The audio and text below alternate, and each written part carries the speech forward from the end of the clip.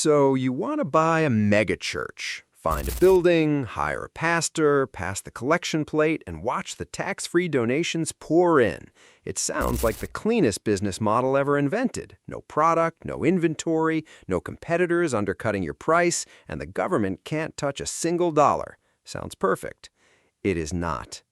By the end of this video, you're going to understand what it actually costs to get a megachurch off the ground, why the offering plate is almost never where the real money comes from, what the IRS is legally not allowed to do even when your pastor owns 3 private jets and his own personal airport, and why the one thing holding this entire business together isn't the building or a tax code. It's something you can't put a price on and can lose overnight. Let's start with what you're actually getting into. A small church, 50 to 150 seats, a basic building somewhere in suburban Ohio or Tennessee, costs somewhere between $100,000 and $500,000 to build. That's not a megachurch. That's a neighborhood congregation that takes up a collection on Sunday and pays its pastor $60,000 a year. Step up to a medium-sized church, a few hundred seats, a proper auditorium, campuses maybe in 2 locations, and you're looking at $500,000 to $2 million. Still not megachurch territory. To actually qualify as a megachurch, by the definition used in the U.S., you need at least 2,000 people showing up every single week. And to build a facility that holds that kind of crowd in cities like Dallas, Charlotte, Atlanta, or Phoenix, you're spending anywhere from $2 million to $10 million before you've hired a single staff member. But here's the thing. Nobody who runs a real megachurch built it from scratch on their own dime. The smartest move in this business has always been acquisition. And the most famous acquisition in American church history happened in Houston, Texas in 2003.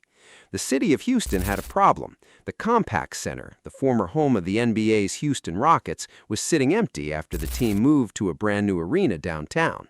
Joel Osteen's Lakewood Church stepped in, signed a 30-year lease for $11.8 million paid up front, then spent $95 million converting a basketball arena into a church. 16,800 seats, 600,000 square feet, the largest church in the United States, built inside a sports arena. And in 2010, they bought the whole building outright from the city of Houston for $7.5 million. The entire building, $7.5 million, for a structure that seats nearly 17,000 people. Because when you're a church, the rules are just different. But here's the trap underneath all of it, and this one, total financial darkness. That sounds like a superpower. And it is, until somebody asks questions. Kenneth Copeland runs Eagle Mountain International Church out of a 33-acre compound in Fort Worth, Texas. On that compound, there is a private airport, 3 private jets with a combined value of over $40 million, an 18,000-square-foot mansion on a 24-acre lakefront property classified as a church parsonage, tax-exempt, costing local taxpayers an estimated $150,000 a year in lost property tax revenue alone. In 2009, Copeland applied to have a $3.6 million jet granted tax-exempt status as ministry equipment. The IRS said no. In 2008, the United States Senate launched a formal investigation into 6 major televangelists, including Copeland, for potential abuse of tax-exempt status. When a reporter confronted him about his jets in 2019 and asked how he justified the lifestyle, he said he refused to fly commercial because he didn't want to get into a tube with a bunch of demons. That video got millions of views. None of them were good for the offering plate. And Copeland isn't alone. Creflo Dollar, pastor of World Changers Church International in Carl Park, Georgia, launched a public campaign in 2015 asking his congregation to donate $65 million to buy a Gulfstream G650 private jet. The internet responded immediately and viciously. The campaign was pulled within days. Jesse Duplantis, a Louisiana televangelist, ran his own campaign asking followers to fund a $54 million Dassault Falcon 7X, telling them Jesus himself would have used one. That clip went viral in the worst possible way, and back in Houston in August 2017 when Hurricane Harvey flooded the city, early reports suggested Lakewood had closed its doors to victims.